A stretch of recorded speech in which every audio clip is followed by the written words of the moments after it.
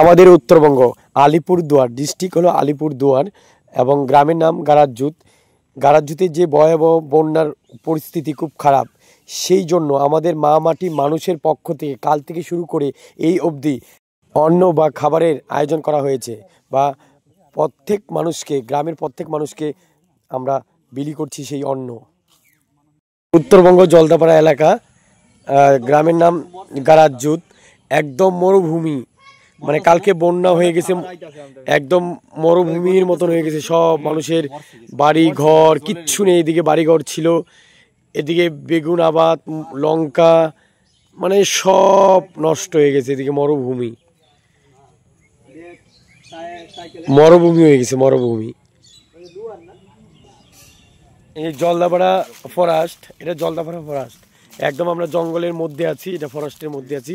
এদিকে কত লোক, গরু, ছাগল এদিকে দেয়, কিন্তু বন্যার কালকে চলাকালীন এদিকে জল আসে নাই, কিন্তু একদম মরুভূমি, বাড়িঘর কিচ্ছু নেই, বাড়িঘর সব ভেসে গেছে, বাড়িঘর একটাও নেই, একটা বাড়িঘরও এখানে নেই।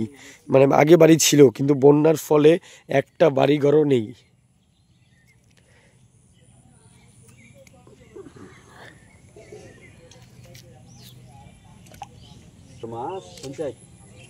খুব খুব খারাপ লাগলো এখানে এসে, দেখতে আসলাম মানুষের ঘর বাড়ি একদিকে একটাও নেই, খুব খারাপ অবস্থা।